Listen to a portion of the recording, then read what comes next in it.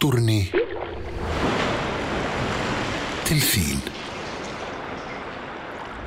Gott CBD einfaldlega betra. Korkur í eldhúsið, korkur á baðherbergið, korkur í stofuna. Við elskum kork. Korkur, umhverfisvænn, hipp og kúl.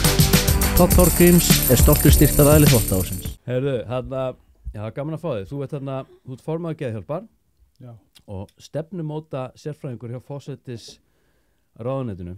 Já, stefnumótunar. Sko, lönd hafa gennum tíðina stýrt samfélagum sínum með lögum. Og mörg gera það alfarið með lögum, eins og Mexíkó og fleiri.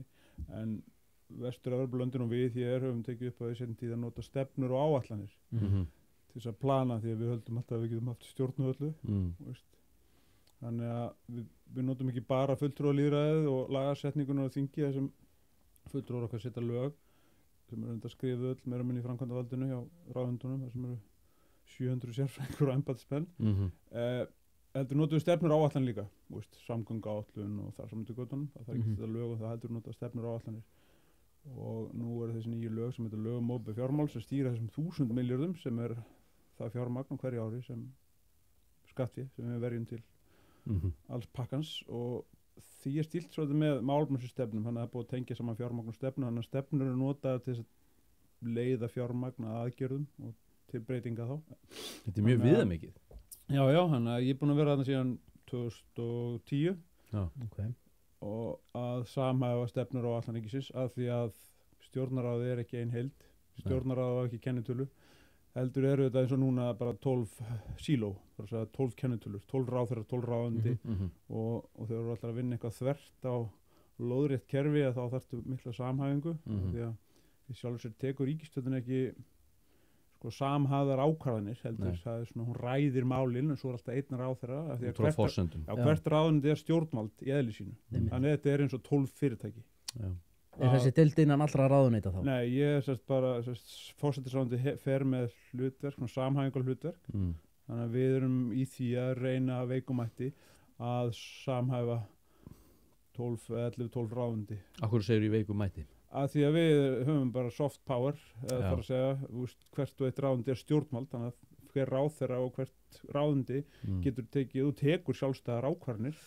Þið gefið eitthvað forsendur og svo er unnið út frá þeim? Já, það er náttúrulega stjórnarsáttmálinn til 4 ára og svo eru fjármálaáætlanir og fjárlög og svo eru þessar stefnur áætlanir og löggjöfin sem skapa grunninn en þetta eru jú 12 sjálfstæðar einingar að reyna að vinna saman. En eins og í Svíþjóð það er til dæmis fjölskipastjórnvald og þar eru ákvarðanatökundar sameiginlega og þar náttúrulega hittast ráðherrarnir eins og hér á ríkisstjórnarfundum bara miklu örari og þeir taka kollektífa sameiginlegar ákvarðanir. Þvert á ráðuneyti? Já, þvert á ráðuneytin öll þannig að það er svona... Er það ekki betra system í raun? Mörgum finnst það og en við höfum ekki reynt að hinga til og erum með þetta fyrirkomulag en þetta er alltaf að verða erfiðar af því að áskorunar okkar er alltaf að vera meira láréttar og krefjast samhæfingur og vinna þvert en svo erum við bara með forsetúrskurinn sem raðar málaflokkum í samgöngumáli þessu ráðuneyti, vísindu háskóli hér og röðum þessu öllu niður í hólf en svo gengur okkur ekki nógu vel við erum alltaf að æfa okkur betur og betur að vinna þvert á þetta allt saman. En heldur að kerfið, munið þetta ekkert mjög virka? Við erum alltaf með allt og flóki kerfi fyrir mjög fáa. Við erum með 69 sveitafélög, þá ættum við bara að vera með 8 mestalagi, bara landshlutana hafa þau sveitafélög, að því í Evrópu er þannig að það eru 2 stjórnsýslustig í framkvæmdarvaldinu, ríki og sveitafélög.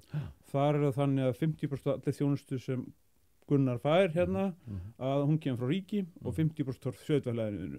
Talan á Íslandi er 73-27, þannig að þú fær 73% allir þjónustu sem opinberi, hún kemur frá ríki og ríki veitir hana en 27% meðaltal frá sveitafélagi.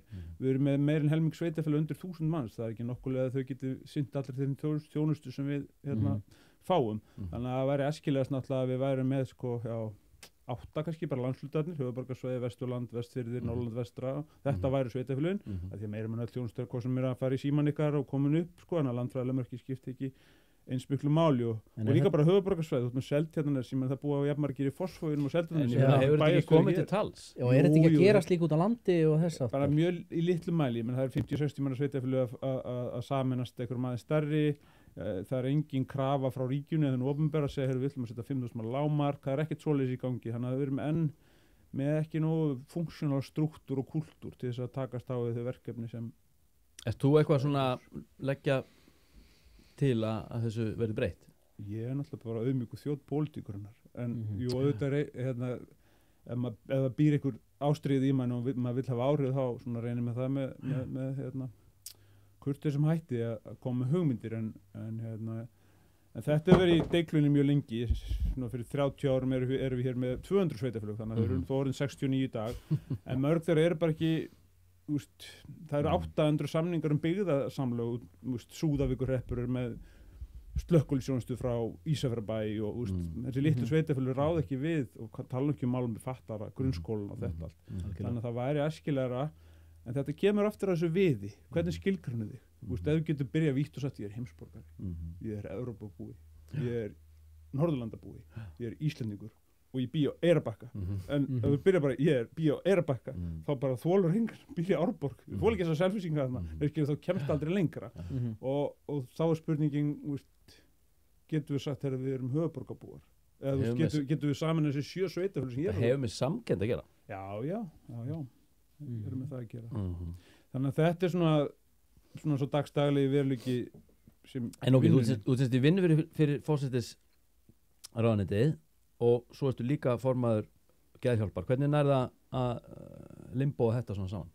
Það bara... Því mér heyrist þetta var full vinna þessu út að lýsa sko. Hvað er í forsætisráðuneytinu? Já, hún er það.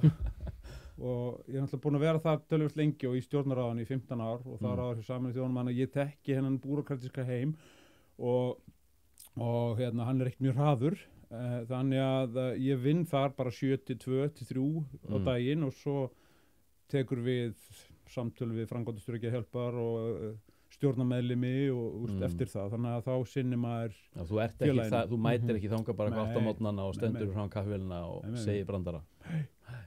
Ég er sérst í ráðundinu frá 7-2-7-3 alla daga og svo náttúrulega... Svo fer upp í Borgartún. Já, eða fer og stundum er ég með 2-3 pósthólf opin í einu sko. Já, ég skil. Gekkja. Eitthvað að djögla ykkur boltum. Þú ert ekki með börn? Nei, ekki sem ég veit af, nei. Það auðvitað gerir þetta mun svona, hvað ég segja? Já, bærilegra. Þú þekkir þetta við. Já. Þú ert maður líka margra hlutverka. En þú ert líka maður margra barna. Já, sem ég veit af. Svo veist af. Já. Herðu, þarna, sko, okkur langar að fara með þér í svona 90 mínútna ferðalag geðheilbrigði. Og það var allir náttúrulega heyrt söguna eða flestir. Svo það er kannski eitthvað, okkur langar ekkert endilega að fara eitthvað í hana, eitthvað ítarlega, svona per se. Mér langar að vita samt sem maður því nú er þessi sýning og bókin hérna, Vertu Úlfur. Það búið að vera mjög svona áberandi og ég fór sjálfur að sá sýninguna og það er alveg fríkað maður. Ég var í andirinu á Þjóðleikhúsinu og það var hérna leikarinn sem leikði, hvað heitir hann? Björn Thors. Hann var hérna með grímu og gekkum og ég náttúrulega kannast aðeins við þig svona síðan í old days. Danmörku og hann er svona þekki taktana hérna og svona og ég horfi á hann hérna í andirinu og ég pikki tínu bara, þetta er hér hann er hérna, hvað er hann að gera hérna? Ég held þetta að vera svona hlut á sýningunni djöfull náðan þér maður og svo var ég að sjá þetta í sýningunni bara, ég sá taktana bara þessa detaila sem maðurinn er greinilega búin að vera að stúdera sko. Já, hann gerði það. Það var með ólíkindum. Góður leikari og hann var það góður á frumsýningu fyrir núna ári.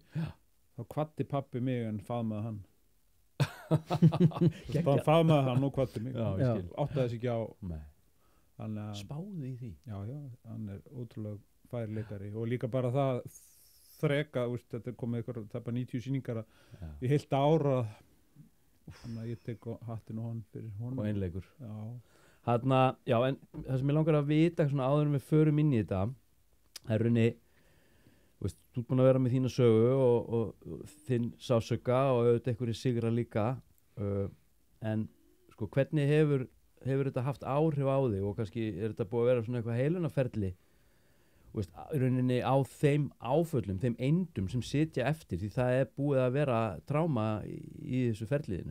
Er þetta búið að hafa mikil áhrif á þig? Já. Ég er náttúrulega eins og ég segi, við fer inn í kerfi bara 92 af því að ég er í menntaskóla 89 og upplifið þunglindi eða þess að stett niður og kvíðinn og ómölu hvað ber framtíðinu skauti sér og allt þetta og 92 fer ég svona í fyrstu uppheimaferðina og ég fer strax að skipta mér af kerfinu skilur af því mér finnst ómögulegt ekki nógu góð þjónust og svo hættu ykkur í kunningar og vinir að tala við mig skilur eitthvað svona, þannig að ég fór strax að skipta mér af og ég man alltaf eftir að 94-5 kemur út bæklingur geðhvörf sem við skrifum saman ég og læknirinn minn þávarandi blessuð sé minning hans Snorri Ingimarsson og framkvæmdastjóri geðhjálpar hringir, heyrðu ertu til að koma með okkur fyrirlestur upp í Fjölbraut Ármúla ég ætla að tala hérna við krakkana, viltu koma og þetta 94-5 og ég segi já, allt í lagi. Þú þá hvað gamall? Ég 24 og ég fer með honum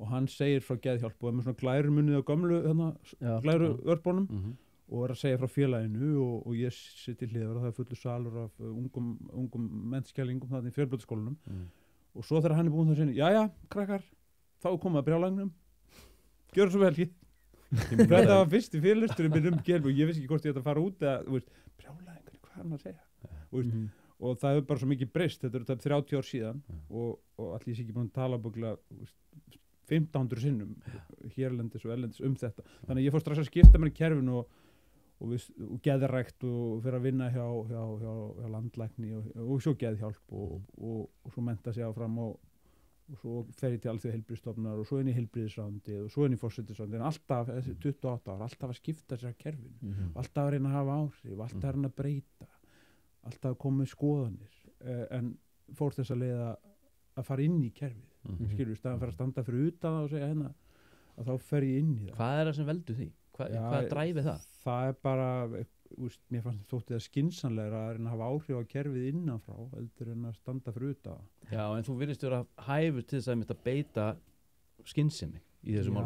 Já, ég meina ég útskrifast hæstur úr menntaskóla, akkur ætti ég ekki að fara að mennta mig. Þannig að ég fer þá leið að bara fara gegnum B.D.próf í kennarafræði, íþróttakennar og svo kennarháskólan og svo í meistarnám til Bretlands í stefnumótun og fara starfsnám hjá Alþjóða heilbrigðisstofnuninni þannig að fór þessa leið alveg ákveðin í því að fara inn í kerfi til þess að reyna að hafa áhrif á það og svo náttúrulega kemst maður að þessi í lífinu sem þið þekkið að maður er svona ákafastur í upphafi eins og allt líf og svo dofna, þú fertu fyrir að degi egóniðinu ef allt er eðlilegt og svona undirbúið undir dauðan þetta er eitthvað sem er bara 80-90 ár og séð þau nú skoðu á 1000 ára tímalínu þá er þetta nú ekki svo merkilegt sko.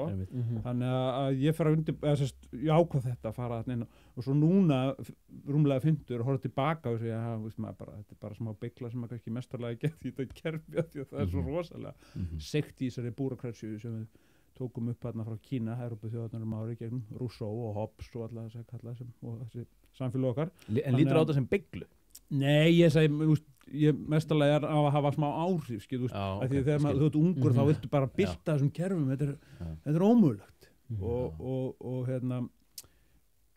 og það má svo margt laga en mér finnst bara hlutirni þeir ganga hægast þegar þú ert yngstur en þú verður aðeins, þeir ganga hægt kerfisbreytingar ganga hægt fyrir sig það taka tíma og það er ástæða fyrir því menn segja, já við embættismannakerfi við erum bara hér til þess að við erum hér sko til þess að passa upp á pólitíkina og hafa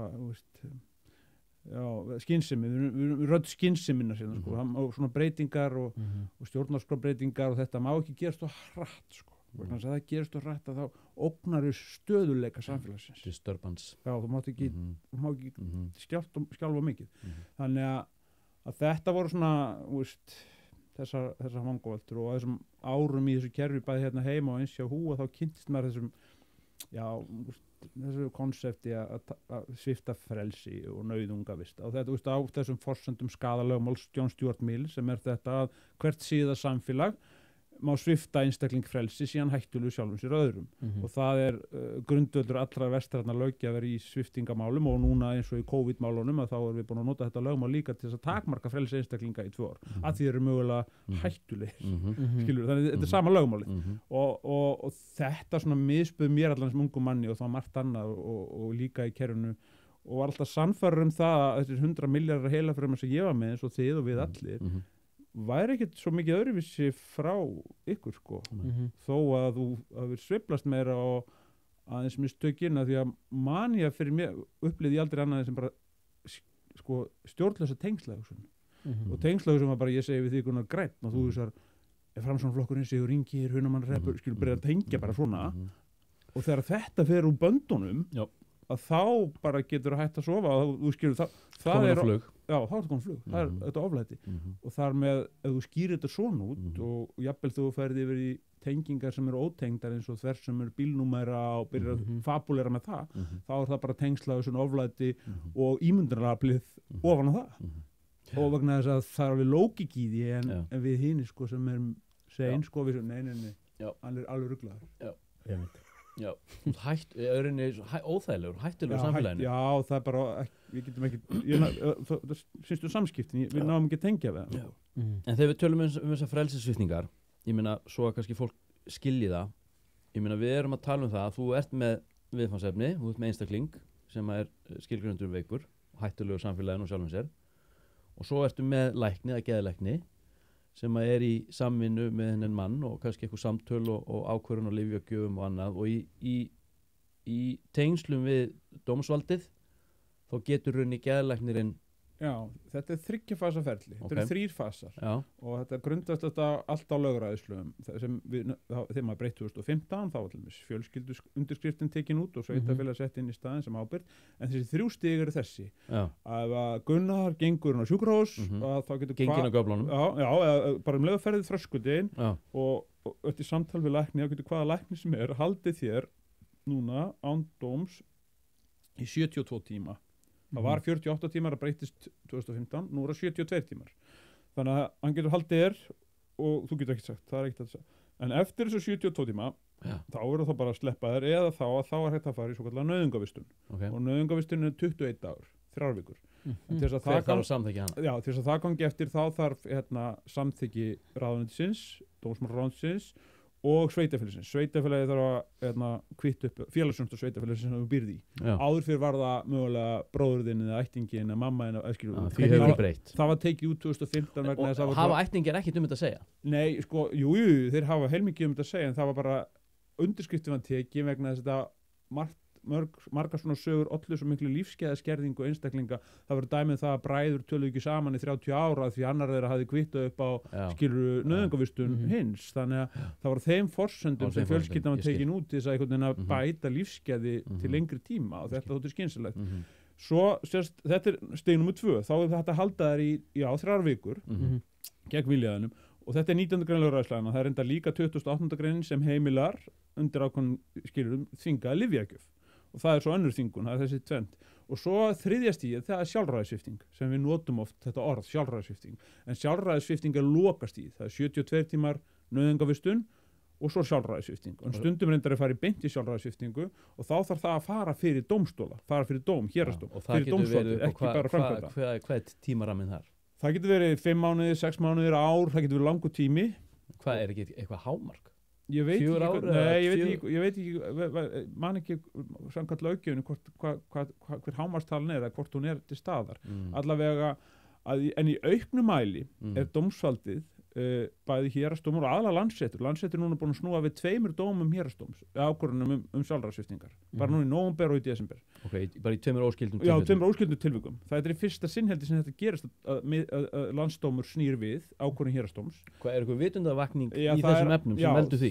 Það er konseptið sem allir er að tala að því að við höfum farið svo að því þú tekur einstaklingsrétt sem kom nú bara til eftir við hættum að vera veiðimenn og safnarar sko, eftir við fórum að búa eftir landbúnaðarbyltinguna, þá var til eignarréttur og þessi réttur, einstaklingsréttur og svo börum við ábyrgð sko, þannig að samfélagsábyrgð einstaklingsréttur, þessi réttur hefur risið mjög hratt eins og við þekki og nú tala allir mannréttindi, það er bara mín mannréttindi að ég fái hérna kaffi, samt er ekkert kaffi þetta, hefur þú viljað kaffi? Nei, en þetta er hlutin að dómstóllinn er farin að taka miklu meira tillit til mannréttindi einstaklinga og sérstaklega samning réttindi fatlara, þó að séu náttúrulega ekki landarnæri allir sem eru nauðungavistaðir sem eru fatlaðir eða sjálfræðissviptir, en enga síður að þetta er ástæðan fyrir því að dómstólinn er að snúa þessu og svo hefur vitundavakning félagsins og geðhjálpar og fleiri orðið til þess að lögmannafélagið og lögfræðingar eru farin að sýna þessu miklu meiri áhuga. Það er að segja þessum sviptingamálum. Hérna áður fyrir það bara nauðungavistunum og sviptingum, þetta er bara gekk í gegn einhvern veginn. dómsvaldið Já, og lögfræðinni stimpluðu bara ákvörðun læknanna. En hefur ekki haft einhver áhrif á þetta ferli, þessi mál eins og með Arnarholt og það hefur líka verið eitthvað talað í rauninni geðdeildina niður við Jú, það spilar inn í. Ég meina því að allt í einu bara þessi mál bara komin í fréttirnar og eitthvað sem að fólki fannst bara eitthvað óþægilegt og vildi helst bara ekkert vita neitt af. Jú, það spilar það inn í, en þau mál eru líka tengjast stærri menningar samtíma sem við búum í. Það er það að skoða fortíðina með glerum nútímans. Það er ekki bara þetta munið Breiðuvík og þú veistum alltaf og vistheimilanefndin sem fór yfir öll vistheimili landsins og Kópavogshælið og við erum alltaf leiðrétta mistök fortíðina. Það voru, menn kannski upplifðu ekki sem mistök þegar það áttu sér stað en svo 40 árum setna þegar fólk kemur fram á sig og þetta tengist líka hluta MeToo-byltingunni eins og þessi mál sem orðin gömul og konur að skilja skömminu og segja, hann gerir þetta fyrir 40 árum og aldrei réttlætanlegt en það er þessi tíðarandi. Ég skil. Ok. Sko, fólk að greinast í hrönnum með alls konar áfallastreitu og ávirkni, ADHD og félagskvíða og einhverfu og geðhverfu og þunglindi og ég veit ekki hvað. Og sko, ég heyrði einhverja tölum daginn hvort það var bara 1/4 af Íslendingum á einhvers konar lyfjalausn við þessum greiningum. Hvað er í gangi? Það er margt í gangi. Þetta eru margir þræði sem tengjast þessu. Í fyrsta lagi erum við 7,9 milljarðar manna á þessari jörðu og við erum einhvern veginn sammála það að það er einhver hlutlægur veruleiki en samt getum við sagt að hlutlægur veruleiki sé eiginlega bara 7,9 milljarðar huglar upplifuna. 1 kíló í hendina mér kann að vera ólík upplifun í þinni hendi og Davíð, skilur þannig að við erum búin að segja já þetta er 1 metri, þetta er 1 kíló og svona skiljum við heiminum, við vitum ekkert hvernig við skynjum, ég veit ekkert hvernig skynjun ykkar er á heiminum, ég veit ekkert hvernig þið upplifið það sem við erum að upplifa þetta núna en enga síður þá erum við búin að sætta okkur við þetta SI mælingakerfi og hlutlægnina og þar fram til göttunum en takið mér þessa metafísísku filosófíu nálguna þá getur maður sagt bara að heimurinn sé kollektíft huglægur sko, að hann sé ekki í raunum hlutlægur en jú, við erum með hlutlægnina en þegar kemur að geðheilbrigðismálum og þetta endurspeglar kannski svolítið í 111 ára sögu Nóbelsverðlauna í læknisfræði þá hafa geðlæknisfræðin frábær viðleitni og fólk hefur virkilega vilja hjálpa öðrum öll þessi ár, alveg frá 1883 þegar Emil Kreppling kemur fyrsta greiningakerfið sem notabene eru 6 greiningar þá 1883, það eru 600 í dag að þessi viðleitni hefur aldrei vantað en á þessum 111 árum hafa geðlæknisfræðin tvisvar fengið Nóbelsverðlaun sem er svolítið sérstakt af því að þessi fræði taka alveg undir 20-30% til læknisfræði heiminn núna sko og síðastur fengur Nóbelsson 1949 fyrir framheilanám það er ekki margir að beita því í dag framheilanám? Er það ekki hérna upp og skera fram á? Það byrjuði náttúrulega á því að fyrstu framheilanám voru skurður hérna ofan á og 2 gött boruð ofan í höfukúpuna og alkohóli dreift niður á framheilan til þess að hafa áhrif á ákveðin svæði í framheilanum en setna með fóruð að gera þetta með ísnálum og stinga þeim 7 cm upp sitt hvort megin til þess að hafa áhrif á ákveðin svæði í framheilanum. Nei, ég segja sko er þetta gert í dag? Nei, löngu hætt. Þannig að hvort sem þetta eða insulin kóma meðferðin á sínum tíma eða hvað það var að viðleitni okkar raflostin sem ennþá er beitt sko að við erum alltaf að reyna og ég bara segja sko ég ætla ekki að dæma þetta en ég vissum það að börnin ykkar eftir 30 ára munur hrista höfuðið yfir því sem við erum að gera í dag eins og við hristum höfuðið yfir þessu sem gert það fyrir sko 50-60 árum þannig að En þessi fjöldi greininga, hefur það ekkert með að segja í rauninni, hefur lyfja iðnaðurinn og framleiðslan, hefur hún ekkert það að segja? Jú, það kann vel að vera því að velta geðlyfja núna 2020 var 850 milljarðar dala í heiminum. Það eru 110.000 milljarðar íslenska króna, það eru 110-föld fjárlög. Ég meina hvernig er kurvan? Ég meina ef þú tekur 2019, 2018, 2017, 2016 og svo horfum við á DSM greiningakerfið, sko meira þess að ritstjóri DSM 4 Alan Francis, geðlæknir DSM, hvað er það? Diagnostic System Manual, það er greiningakerfið sjálft að hann árið 2013 gefur hann út bók sko, sem gagnrýnir þá DSM 5 þar sem nýjasta kerfið þar sem að bókin heitir bara Saving Normal An Insider's Revolt Against the Out of Control Diagnostic System and Big Pharma þannig að það er alveg viðleitni því að við mennirnir við sækjumst eftir einu í lífinu veljan, við sækjumst eftir því að við forðum starfsöka og þetta er bara innritað í okkur og við leitumst eftir þessu. Þannig að vangaveltan er þessi. Hvenær verður vanlíðan að fráviki? Hversu illa þarf þér að líða þegar þú sést veikur? Skilurðu? Og með okkur, og flestir eru á því að greiningarrammin hafi þrengst og þrengst. Árið 1950 er það álitið að breskum heilbrigðisyfirvöldum að 1% Lundunarbúa glími við geðröskun, sem þá notabenni var geðveiki. Við byrjum á tungsýki og brjálsemi og geðveiki og geðsjúkdómi og svo er það geðröskun og nú er það geðræn áskorun. Og enskunni var þetta lunacy og madness og mental illness og nú er það mental health problem. En þeir álitið þetta 1950 1%. Í dag er talan 22-23%. Og þá spyrir maður sem getur verið að það er fjölga svona margfalt fólki með geðraskanir á 70 árum. Er þetta ekki bara kjafta? Sko, við skulum ekki hoppa hérna á milli, sko, en þetta er ekki kjafta, en klárlega er búið að sjúkdómsvæða ákveðna líðan. Já. Ég meina, DSM-5, þar er sorg geðraskun, bereavement disorder. Einmitt. Og það er komið uppfærsla núna frá American Psychiatric Association núna í marsmánuði á þessu ári, þar sem þeir ætla að bæta við fleiri, að því að þessi sjúkdómanir þunglindi er ekki borðstóðlega bíl, þetta er ekki hlutlegt fyrirbæri, þetta eru 5 einkenni yfir 2 mánuði, þannig að sjúkdómanir sjálfur eru einkenna knippi, en við einhvern veginn í narratíf okkar og orðræðu, hvað sjáu þið fyrir þið þunglindi, geðklofi, geðhverf, Því ég get upplifað þunglindi og ég get upplifað þráhyggjuhugsanir, ég get upplifað mjög mikinn athyglisbrest. Það þýðir ekki að ég sé neitt af þessum greiningum. Þetta kemur átt að fer. Sko. En kerfið hefur leitast við að mæla þetta. Við erum með Beck-skalan, við erum með Matra-skala, þunglindiskalana og það er eitthvað að spyrja þau spurningar, skilur, á skalanum 0-10, svo ertu spurður, þú ert þú er tunglindur, skilur, það er svo erfitt að mæla þetta. Eitt svar í dag og annað á morgun. Jú, á endanum byggist þetta alltaf huglægu mati einsæðilega á huglægu ástandi annars. Og jú, við reynum að hlutgera þetta með því að spurja spurninga og setja nýr á kvarða og ákvarða, en á endanum er það líðan þín sem er grundvallar og menn eru hræddir það og við höfum þrengt ansi mikið að norminu.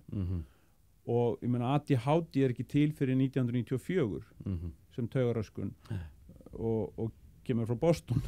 Skilur, þannig að en það sem ég hef bent á við í félaginu geðhjálp er þetta, sko, og eins bara sýningin og alla mína pælingar þetta bara, við eigum bara miklu meira sameiginlegt en skilur okkur frá hvort öðru, en við erum óbúrslega duglegir í orðræðin með aðskilnaðinn, þá koma mannréttindin aftur við, þá það sér úrræði fyrir rauðhanda, örvhenda, samkynhneigða, skilur, það er alltaf eitthvað sér, ég er svo einstakur, svo sérstakur, ég er sérstakt úrræði, en 99,9% eru við bara sömu niturbasarnir bara að raða upp með öðrum hætti. DNA-ð okkar er bara, þetta er þannig að þetta með einstaklingsréttin og einstaklingin sem part af samfélagi spilar inn í þetta líka. Við erum á svo upptekinn af sjálfum okkur eða uppteknar en nokkur sinni fyrr vilja margir meina. Vitundin er orðin einkavædd. Já, en það er líka þetta, þessi áhersla hvað það við séum einstök og sérstök. Og það hefur bara aldrei annaðis verið einstaklingu verið uppi. Skilur, þið heyrið þetta alla daga. Já.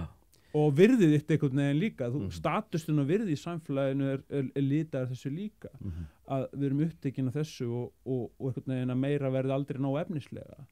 Og statustunni miðað við húsið sem þú átt og bílið sem þú kerir og vinnun og hvað gerir þú? Nei, skilji. Þannig að, en kannski fyrirpartur þessa kvæðis svari ákveðlega, hamingju galdurinn kvöðvera sá að hóluna fylla skal innanfrá.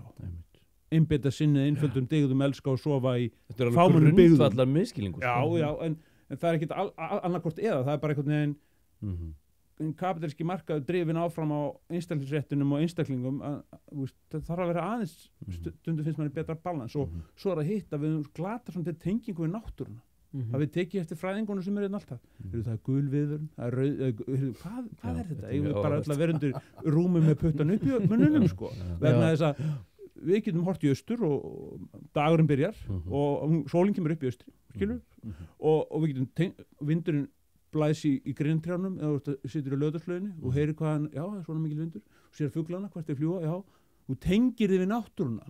Áður en fara á sjóin þá börðu gamlu skipstjórnir í barómetrinn og einhvern veginn voru náttúrutengdari. Við erum að missa tengslu trúarbröð líka. Já, náttúrun aðalega finnst mér, já, trúarbröð, já, kann að vera, en það, úst, við erum fann að stýrast að einhverjum ferlum og mikið, sko. Og svo höldum við stjórn yfir náttúrunni og tímanum að öðru fólki. Merkilegt fannst mér það að það gos hérna út á Reykjanesi, að almannavarnanefnd, þú fundaði á tímapunkti, eins og við gerðum oft, og hann ágæti maður, hann Rögnvaldur, lögreglustjóri, hann kom og sagði okkur í fjölmiðlum að almannavarnanefndin og almannavarnir hefðu tekið ákvörðun. Þeir hefðu tekið þá ákvörðun að leyfa hrauninu að renni við Suðurstrandarveg. Ég man ekki eftir því að hrauninu hefði beðið um leyfi. Nei, skilur, við ætlum einhvern veginn sem við getum stjórnað öll. Og þetta þekkjum við nú, sko, bara sleppa tök, heyrðu. En, sko, geðlyfja lausnir, eins og við það mikið og það nú það að virka í einhverjum tilfellum? Já, það held ég. Í hvaða tilfellum? En við erum svolítið bara að reyna... Og hvað að virka? Sko, mér finnst þróun hafa verið svo að við höfum verið að beita bara slaghamri til þess að gera við armbandsúr. Við prófum hlutina. Við vitum bara of lítið heilan. Við vitum þó alltaf aðeins meira og meira. Í grunninn vitum við það að hann þarf alltaf að hafa eitthvað að hugsa, hann getur bara að hugsa heitt í einu og það sem hann hugsa það vex. Og þetta er bara svona basic, en taugalífeyrissfræðin og Kári og allir sem er að spá í heilanum, sko, þeir viðurkenna það, flestir, að þeir viti bara ekki nógu mikið.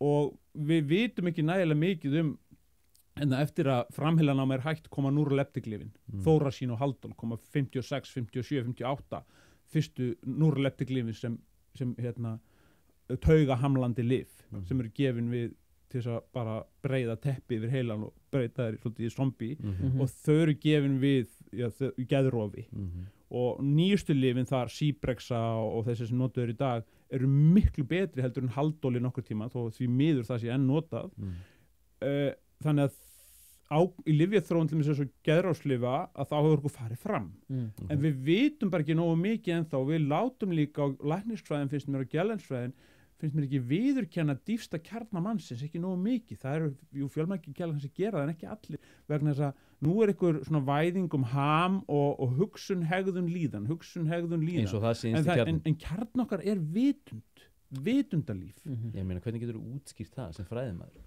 Þú hefur enga stjórn á því þá erum við komin að existentialismanum og trúarbröðunum og heimspeki þannig að geðlæknisfræðina mínum viti að öllum greinum læknisfræðinar leggst alveg þétt upp að tilvistarspeki, trúarbröðum og heimspeki og vitundalífi og þar finnst mér vanta við höfum ekki fullan skilning þar ennþá Já, en erum við ekki þarna komnir í að hoppa svona aðeins fram, ég get komið tilbaka á eftir en erum við ekki þarna komnir í þessa nýju stefnu sem mér sýnist vera svona að rísa og það er meðhöndlun á andlegum kvillum með svokallum hugvíkandi efnum. Jú, það, sko, þriðja bylgjan sem hófst nú 1999 í John Hopkins háskóla að við skulum ekki fara í hinn og tvær, Nixon lokaði annari bylgjunni eftir að Ramdas og Timothy Leary og félagar gerðu sína tilraunir í Harvard en rannsóknir hófust aftur 99 og þá John Hopkins og það var Roland Griffiths, sálfræðingur sem er á lífi sem fékk leyfi frá FDA og hóf rannsóknir.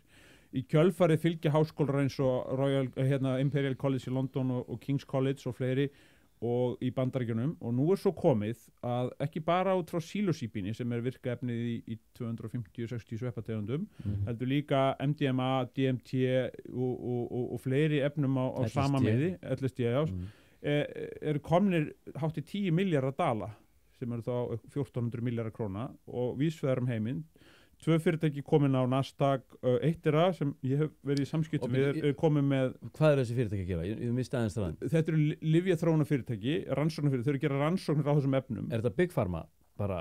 Er þetta sömu fyrirtæki? Nei, til dæmis eins og það sem ég hef verið í mestum samskipti við sem heitir Compass Pathways er stofnað af sálfræðingi og lækni, sálfræðingurinn þessi George Goldsmith sem hann viðtali í þessu blaði sílendi hafa hann misti konur sínur alkoholisma sálfræðingur sjálfur og seinni konunars átti mjög þunglindan son og þegar þau eru að vinna með hann 2011, 12, 13 þá prófaðu þessa lausn fyrir hann og það er í kjölfari sem þau safna til sín fullt af fjárfestum og þetta fyrirtæki verður til og er núna búið að klára annan fasa klíníska rannsókna og er að fara að hefja þriðja fasa klíníska rannsókna á psilocybini ekki náttúrulefninu, þeir framlindu synthesist efni þú meinar COMP360 af hverju gera það? það er einkaleyfi businessin aftur sko.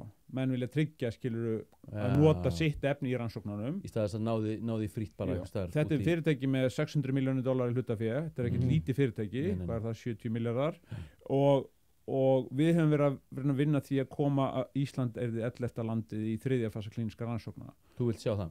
Já, nú er svo komið að þeir vilja koma hingað og það eina sem vantar nú upp á er reglugerðarbreyting sem þarf að gangi í gegn.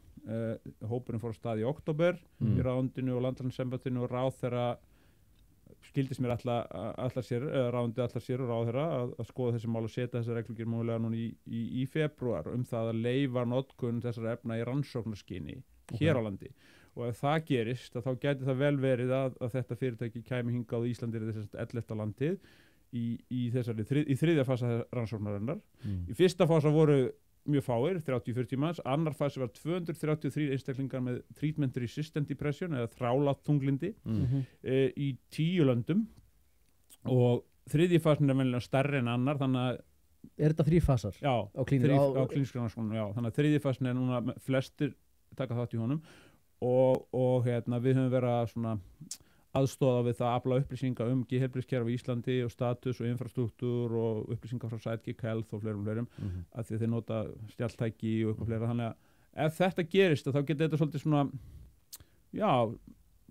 verið mjög jákvætt held ég fyrir geðheilbrigði á Íslandi að fyrirtæki komi með að bæti Íslandi við sem 11. landi í þessari rannsókn. Ég meina er þetta ekki bara viss kúvending? Já, ég meina þú hefur nú kannski heyrt eitthvað eins og ég hef heyrt eitthvað að það er fullt af fólki að prófa sig áfram með þessi efni. Mjög mikið. Og það væri gæfa held í fólkin því að ef svona fyrirtæki kemur og hefur sér klíniska rannsókn eða 3. fas og kannski 30-40 manns tæki þátt í því eða hvað það væri að það myndi bæta svo mikið að þekkingu hérna inn í samfélagið. Ef það gerist ekki þá myndum við halda áfram bara að prófa okkur áfram svona einhvers staðar það er hægt á bakslægi þannig að þetta er held ég bara jákvætt ef það færi svona en við erum aftur að vinna með náttúrulega fordóma og fólk þarf ekki annað en að heyra þess að 3 samhljóðar nefnda einni raunu eins og LS D þá bara bakkar það og þannig að ég held að þurfi svolítið að vinna þessa grunnvinnu og þeir komi hingað til lands 17. september funduðu með Lyfjastofnun og D-Code og formanni Geðlæknafélagsins og Sálfræðingafélagsins og fleirum. Það fór mjög vel. Þetta er náttúrulega bara fagfólk og þeirra Chief Medical Officer þekktasti geðlæknir frá Oxford í Breitlandi, Guy Goodwin, þannig að þetta er bara mjög flott fyrirtæki með fína rannsóknir og það er ekki það eina fyrirtæki, það eru mörg önnur. Þannig að ég er á þeirri skoðun að þetta sé svona næsta viðleitni mannkynsins að reyna að nota þessi efni með skynsamlegum hætti til þess að hjálpa fólki. Þetta er náttúrulega brjálæðislega mikilvægt þetta ferli sem þú átt að lýsa en á sama tíma eins og þú segir þá er fólk hérna á Íslandi altså mikið að prófa sig áfram og það er allt frá sjamanískum ayahuasca aðtöfnum sem hefur þá með DMT að gera peyote sem er semst meskalín eitthvað hef ég heyrt líka MDMA en þarna bakka fólk líka sko, þetta er tengt náttúrulega dóp menningunni sko og svo er það psilocybin og Ketamin er notað á Landspítalanum til dæmis. Tantra-gúrúin, hann talaði mikið það. Ketamin, já. Hann er að nota það og fannst hann vera komin svona tilbaka í móðurkvið, manstu? Það er gríðarlega mikið efni eins og þið vitið til og rannsóknum nú þegar skrifað sem hefur verið gert, þannig að við erum svona aðeins á eftir. Sko, mér langar að fara í eina sögu hérna. Ég veit nú ekki hvort ég fari í allar 3 sögur, ég veit ekki hvort ég kannski ekki þörf á því, en ég talaði við mann sem ég þekki persónulega og þetta er allt svo þessu tengt óverkan alka sem er búin að vera edrú í mörg ár en alltaf einhvern veginn svolítið svona spólandi að hans sögn í sama farinu, hvað hefur með ótta að gera eða svo bara kvíða og streitu þunglindi og hann er í tólsparakerfi og það er sama hvað hann reynir að fara inn í bæn og hugleiðslu eða hinn og þessi námskeið og hann fyrir sálfræðinga og hann er að hjálpa öðrum og hann er að gera þetta og hann er að gera hitt. Alltaf einhvern veginn bara spólar hann kemst ekki lengra. Svo heyri ég ekki honum í 2 ár þetta ég ringi hann í síðustu viku þar sem ég hefði fengið í rauninni að vita hann hefði farið inn í ákveðið ferli sem hefur með psilocybin að gera. Altså guided psilocybin trip eitthvað staðar. 2 trip á sveppum Hversu mikið ætla hann ekki verið að taka inn kannski eitthvað svona 24 grömm hvert skipti. Sara María, hún var hérna hjá okkur, hún talaði hún komin upp í 40-50 grömm. Hvað sem það nú þýðir, ég getur ekki alveg sett minni það er mikið magn, það er bara heil máltíð. En það sem gerist þarna, hann lýsir því, hann fer inn í dýpi hugans.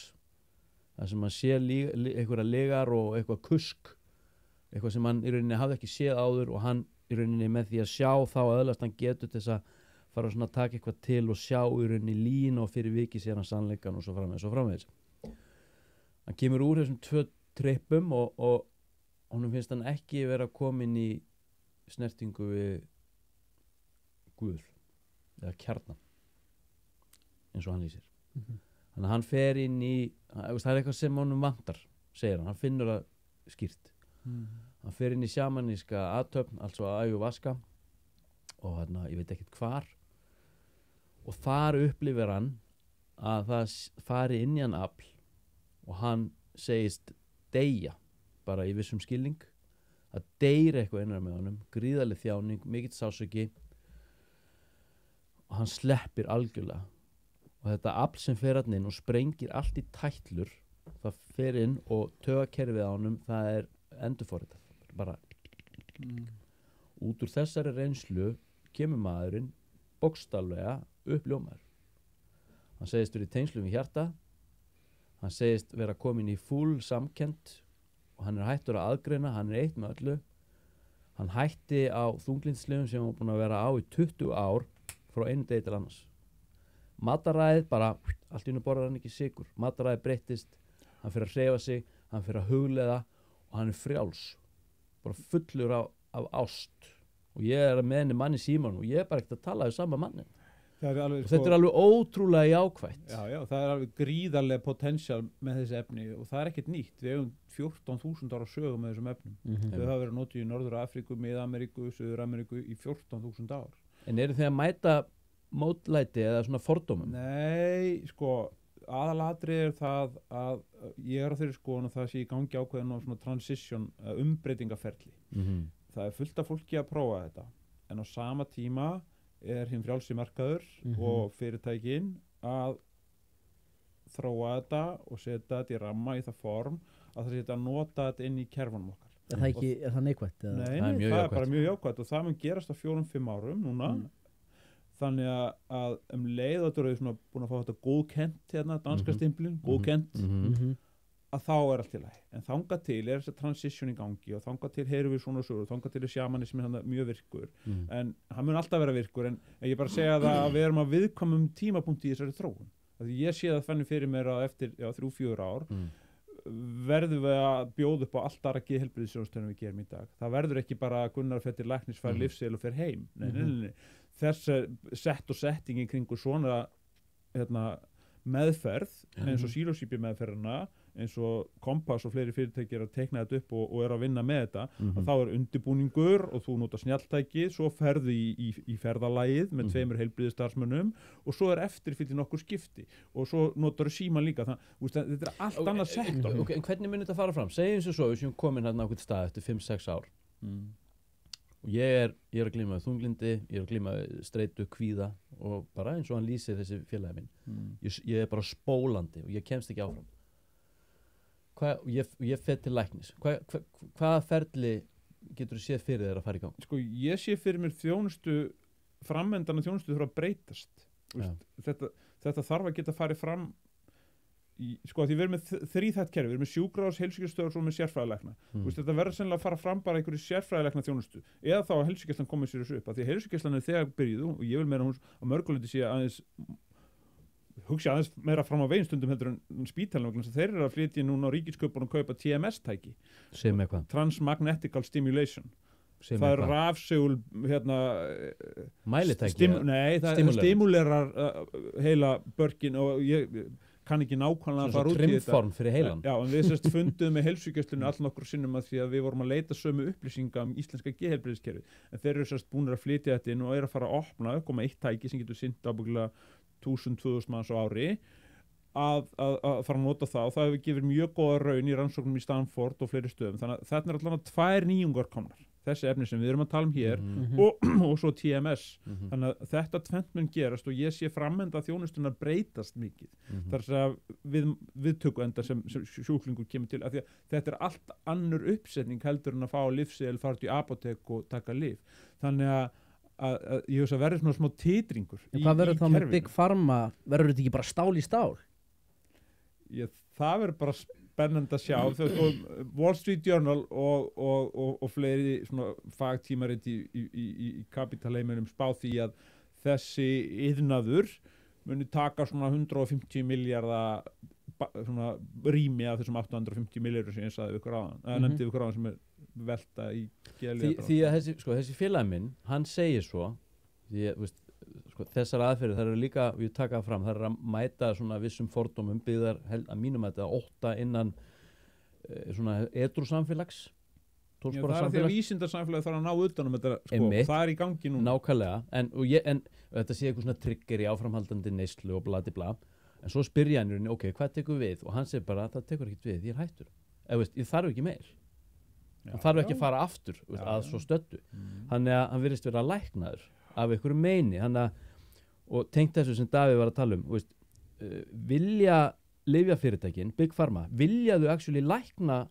geðsjúkdóm því ég meina þetta getur bara potensially rústa bara iðnaðinum þetta verður nú aldrei svona svart-hvít en ég held að þeir mun aldrei svara þessari spurninguðinni og ég get heldur ekki svarað hennar því ég hef einfallega ekki spurt en að minni reynslu á fundum þegar ég var hjá Alþjóða heilbrigðisstofnunni og fundum með ráðundum og Evrópu og svona og þessi tilfinning að það er ákveðin refkvörf eða þversögn í heilbrigðiskerfinu af því að heilbrigðiskerfi í heild sinni ætti að vilja það sem flestir væru hamingjusamir og heilbrigðir ekki satt? Jú, maður myndi halda það en það þýðir það er ekkert að gera hjá þeim vegna þess að heilbrigðiskerfi er sjálfsög byggt á veikindum þá þarf ykkur að vera veikur til þess að þú getur gert hann heilan að nýju og þarna förum við alveg aftur í Asklepios og Hygge var geðja heilbrigðis og Asklepios og sonur hennar og hann er guður læknisfræðinnar og læknisfræðin þarf alltaf að hafa eitthvað dis-ís til þess að breyta í ís til þess að ná jafnvægi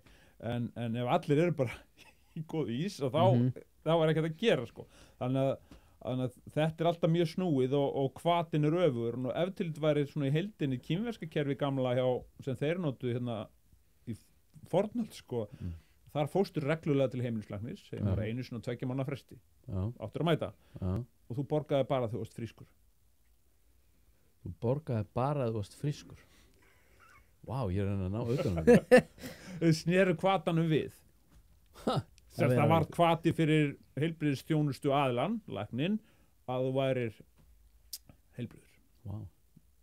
Ok. Þetta er rosalegt. Já, ég meina, við erum bara aðeins að snúa svo kól.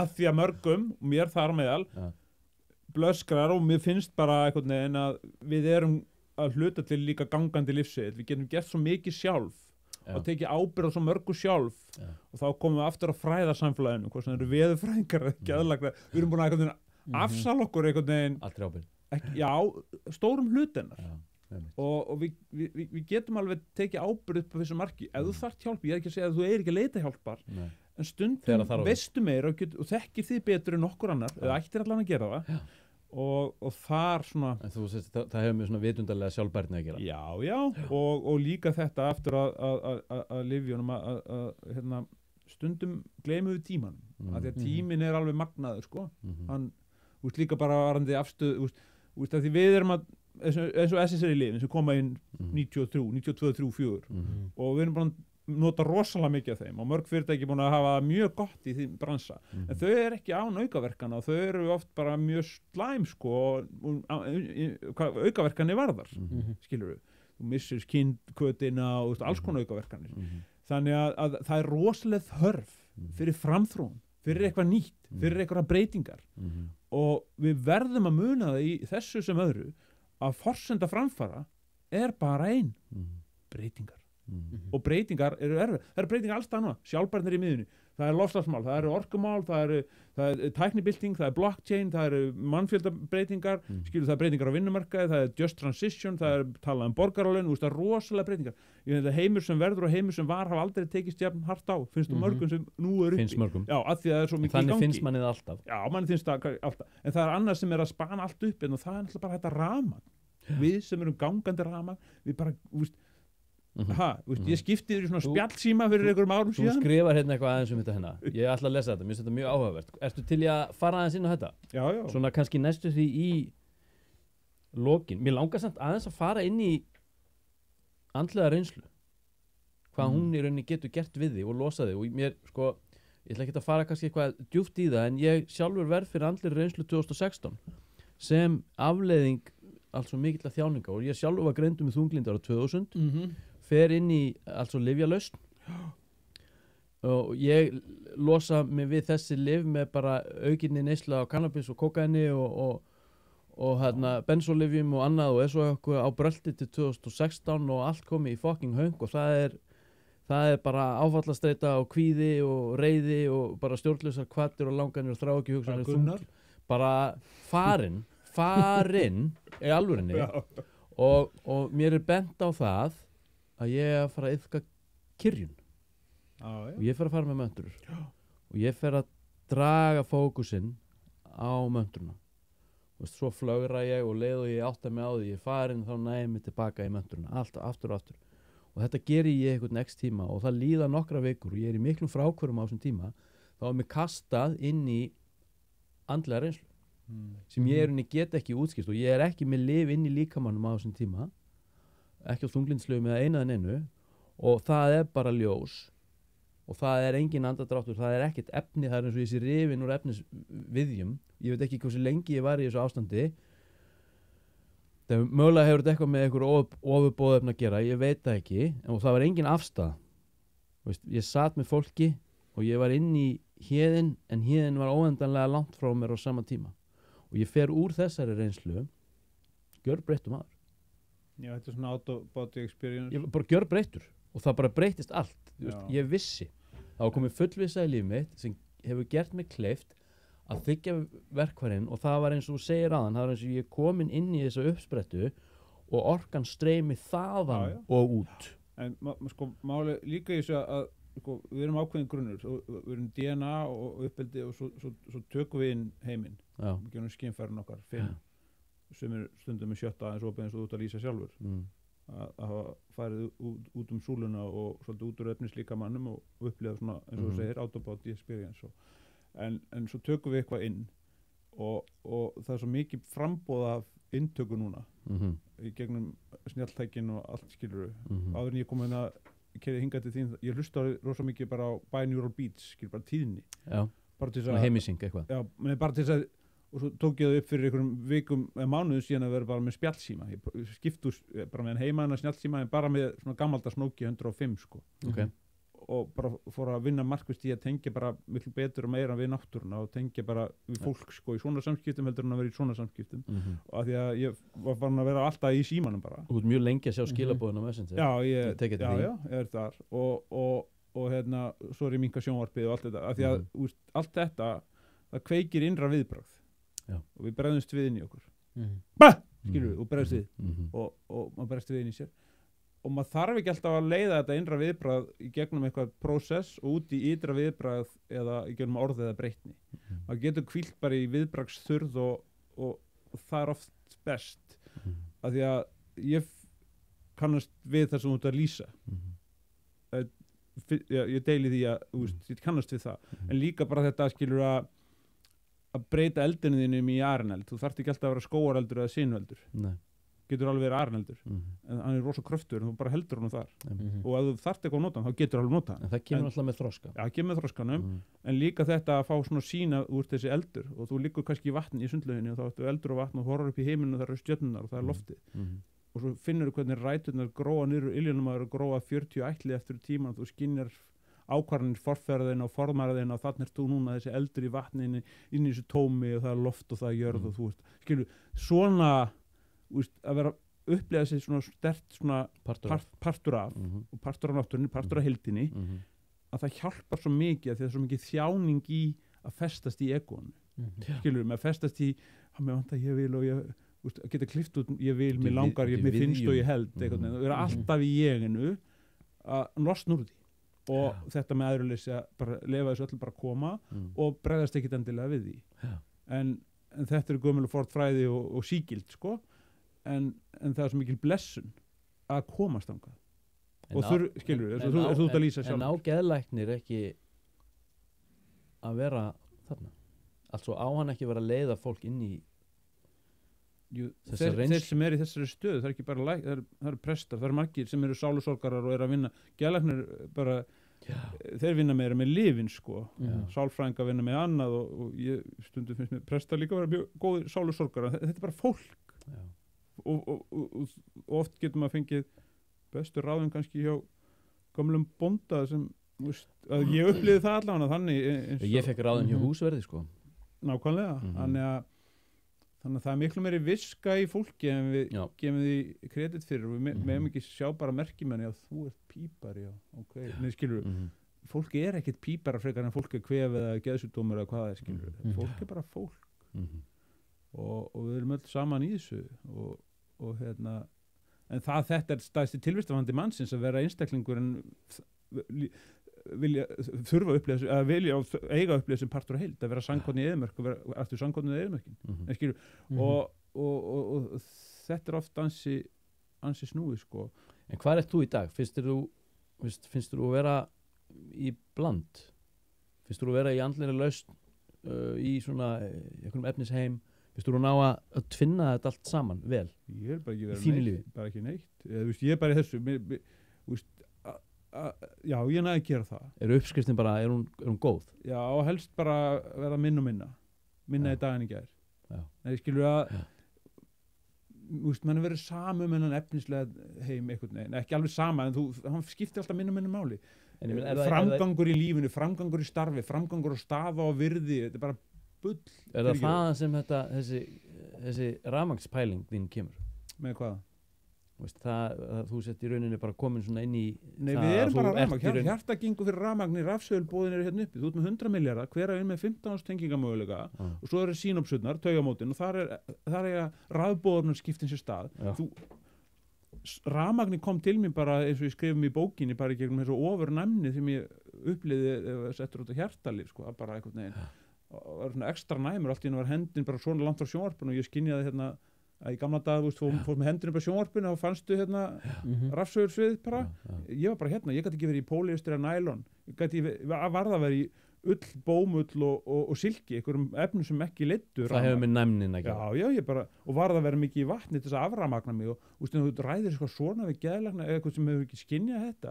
En þetta eru vísind, þetta hljóma vísindalega. Já, þetta er bara staðrindir, við erum gangandi rafmagn, við göngum fyrir rafmagni. En ég bara segja sko að við þurfum bara að vera opin sko hugun er svo fallið sko virka best að vera opin fyrir hugmyndum og skoðunum annara ekki alltaf að bara nei, passar ekki mín fræðilega heim hérna vísindin segja það þannig bara hrókinni við verðum að vera opin annars komumst við og hægt áfram og þetta snýst á endanum vald og ég er þeirri skoðan að við erum að skipta valdi út vegna þess að vald er orð sem er tengt bara monarki í Evrópulanda monarkian er miskilningur og leggja allt þetta drast bara niður, þetta er bara miskilningur kongaveldin og valdi kemur þaðan en við erum að fara að þjónustunni framkvæmdavald, dómsvald og löggjafarvald á bara að vera framkvæmda þjónusta, löggjafarþjónusta og dómsþjónusta þetta er allt þjónusta og þegar þú kýst þá ert ekki að framsýla endilega vald til einhverja fulltrúa, þú ert að framsýla þjónustuumboð þú bara veit einhverju fólki umboð. Ég hélt við værum að því. Já, við erum að því, en við notum alltaf þetta vald er svo rosalega valdefling og það, og MeToo-byltingi, allt þetta lítast af, við þurfum að ræða þetta hugtak í samfélögum okkar. Hvar birtist það, hvernig er það, hvernig vinnum við með það og endanum er þetta samskipti sem er aðalmálið og það, þetta með, auðmýktin og kærleikan og þessi grunngildi sem flest allan þess að trúabræða kenna okkur, allan að trúna mér var svo merkilt líka, ég heyrði Vésteini Lúðvíksinni, Vésteini leikskáldi Mhm. Jú, var ekki Lúðvíksson, jú, Stalin er ekki ég allavega, hann var í viðtali á Ævari Kjartansson Rás 1 í einhverjum þætti og var að tala um trúabröðin og sagði, var að segja sko, svo eigingjarnt hjá gyðingunum að segja að við séum Guðs útvalda þjóð það er nú svolítið svona, svo koma múslimannir og það er bara svo langt síðan að Múhameð er uppi, þeir segja að Múhameð hafi verið síðasti spámaðurinn og ef hann er svo síðasti þá er þeir bara fastið svolítið að höggva hendur eða skilur og sjarja og við verðum að komast áfram Handan. og svo koma kristnimenn og segir Jésu, hann ljós heimsins Hann var maðurinn. maðurinn og jú, en hindúðin er kannski alveg með þetta þeir segja bara, við erum öll ljós heimsins bara mismöndum mikið vött bara haldum áfram við festumst ekki í steinsteftu musturnum okkar og segja, kirkjan á að vera svona og stöðum að með svo því ég hef áhyggjur af kristinni kirkju líka því að mér stum bara orðin einhvern veginn Ert þú potensiál í svona nýjan svona alheimskollítar? Nei Nei, ég er bara svona hvíslar í leikhúsi Herðu, ég er með eina svona loka spurningu svo þetta getur Davíð henda ykkur fram líka ef hann vill og svo getur við farið í loka orð en það er þetta með sko núna erum við búin að vera að lýsa hana svona einhverjum nýjum heimi hvað var að geða heilbrigði og að mínum að þetta er svona mannúðlegra og svona lausnamiðaðara er þetta byggja þetta geðheilbrigðiskerfi eins og við erum búin að vera að tala er þetta byggja það í rauninni á gömlum grunni?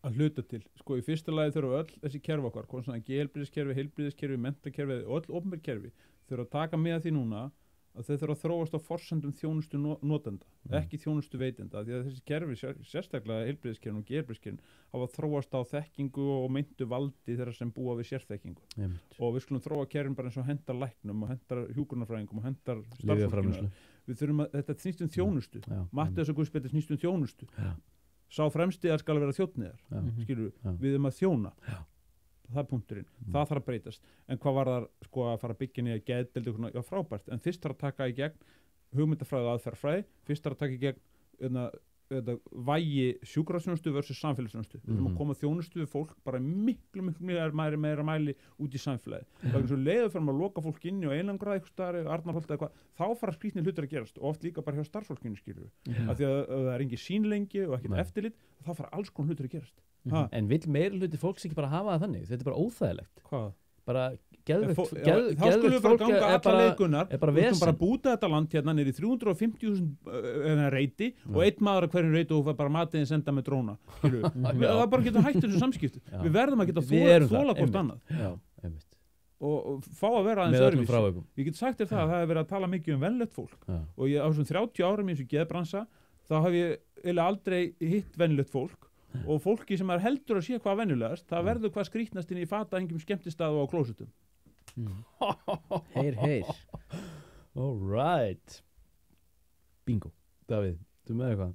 Nei, ég er bara að hlusta á að meðtaka sko Wow. Já, Þetta er rosalegt geggja maður Vá, hvað gaman að fá þig hérna Ertu með eitthvað lokaorðið eða voru þetta lokaorðin? Já, það er ekki bara ágætt ég veit ekki Heyrist það sko Það var svakal, ég bara táraðist hérna Já, bara ég er búin að segja nóg held ég bara þögnir þá maður þegja bara sem eftir dags held ég Hvernig finnst þetta kombucha? Þetta er ágætt Er þetta nokkuð áfengt? Ég er spáðið, er áfengi í þessu það er ekki tilfinningu í kroppinu Já það er eitthvað í þessu Fúsi fann tilfinningu í kroppin það er skil letur á penningnum Nei Herðu, ok, hérna Héðinn, bara takk fyrir að koma til okkar Takk fyrir Við ætlum að lesa það út með gjöfum Ég ætla að fá að lesa hérna bara smá klausu allt svo frá hérna sponsorum fyrst Tilbúin í það Ég er klár Þótt Þorgríms, ármála 29 Ef við viljum skoða inntökuskilyrinn inn í hinn nýja heim þá hljóta þau að vera eða hafa með umhverfisvæna framleiðslu að gera Í hinn nýja heimi er ekkit rými fyrir ósjálfbæran iðnað mengandi iðnað Við viljum fá raunverulegt hringarásakerfi og raunverulega breytingar, ekkert orð, gjálfur og kjaftæði. Korkurinn frá Þórni Þorgríms er til dæmis dæmi vistvæna og kolefnisneikvæða framleiðslu. Spáðu því. Því meira sem þú framleiðir á kork hérna, því neikvæðara kolefnisspor skilur framleiðslan eftir sig. Það er eitthvað sem ég hef ekki heyrt á þér. Það er að segja þetta er satt. Alright, svo krakkar, drífið ykkur niður í ármála 29, hífið í Daniel og hann fræðir ykkur allt korkin. Hann brennur fyrir korkinn, hann veit allt korkinn. Korkurinn málið. Korkurinn hipp og cool og klassískar en Mozart. Dandan. Herru, samur upp á teiningnum með CBD. Því meira sem framleitt á CBD, því umhverfisvænni framleiðslan. Það segir sig sjálft. Hamburinn bindur 5 sinnum meira kolefnum en hefðbundin tré. Á nokkrum mánuðum nær plantan þó eftir yrki upp undir 4 metrum í hæð. Meira svo Íslandi, síðasta sumar, fóru plöntur sem voru ræktar utandyra á mörgum stöðum upp í 3 metra, á 3 mánuðum. Ég sá þetta sjálfur. Sjálfbærnisfaktorinn sem CBD hefur á taugakerfið gríðarlegur. Ég hef á þeim 3 árum sem ég hef tekið CBD í öllu mögulegu formi gjörbreyst til hins betra. Ég hef tekið það í oljum, ég hef drukkið það í te, ég hef stungið upp í rassinn á mér. Þetta rosa. Ég hef reykt það. Við rættum nú ekkert CBD en ég alveg bilað ávirkur. Stílarnir Ég er ógreindur en þetta bara eina sem ég þarf. Ég þarf að láta það fá stíl á eftir. Í alvörinni, ég læti það stíl. Þú voru að snúna enda rétt. Ég sneri honum vitlaust í fyrst skipti, hann leitaði alltaf út. Ég veit alltaf blopp. Þetta tókst. Ég gætt kreftan inni. Eins og fangavörður. Heyrðu. Ég heyri, og í alvöru, þetta er raunverulegt, ég heyri sögur af fólki fólk hefur samband með kvíða, svefntruflanir, taugaverki, óeð, húðvandamál, gigt, flog, krampa, endur, heimt eftir æfingar, bólgur og geti haldið lengi áfram. Ég heyri af þessu fólki, þau ringi í mig, skrifa mér og þeim mjög mörgum batnað þökk sé fæðubótar efninu CBD. Ég ráðlegg þeim að fara inn á gott, ég ráðlegg fólki að fara inn á gott CBD eða rúlla upp í búð upp í Urriðahólsstræti og kaupa þar gæða CBD. Jeps, og það afsláttarkóði sem gefur 15% afslátt. Afsláttarkóðin þvottahúsið með litlum stöðum. Herru, þá ætlum við að hætta þessu og ég ætla að leysa þið út með gjöfum. Í boði gott CBD megi hamburinn vera með þér.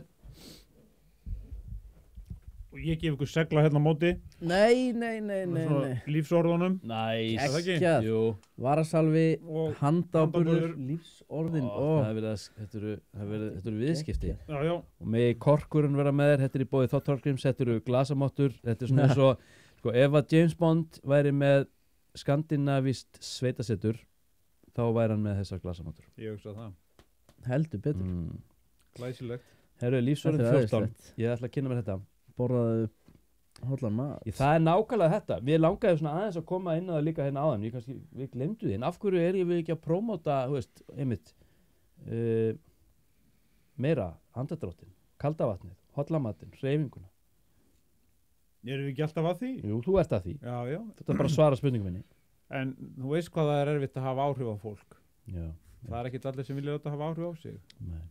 En svo þurfum við líka að spyrja ykkur á hverju erum við að reyna að hafa áhrif á hana fólk. Einmitt. Já. Þá kemur grundvallarspurningin sem er erfið að svara fyrir annars okkur. Hefur eitthvað að segja eða þarftu að hafa eitthvað að segja? Það snýr ásetning. Það er einmitt það. Einmitt. Ég þarf yfirleitt alltaf að hafa eitthvað að segja en ég finn mig samt sem að það er einhver hluti að því líka sem hefur með ég vil allt svo göfga en það er bæði, það er bland. Ég býna yfir þessu kosti, ég get setið bara að hlusta á eitt podcast, ég hafði ekkert að segja, það bara setið og hlusta. Það voru gaman að hafa þess samt að Já, fein út komin aftur. Þetta er mikið rættin á kontur af mér, við fundum mikið og við skiptum okkur niður og við erum allir gættir þessum kost. Þurfum ekki alltaf að segja eitthvað bara til að segja eitthvað. Ekki það að þú hefur mjög mikið að segja. En á þessum tímum þá vantar bara eyru í heiminn Já. Það er allt og margir sem ofurka munna. Það var nú lítið að gera á Facebook. Herru, Héðinn, takk fyrir að koma til okkar. Takk fyrir mikið alveg. Takk.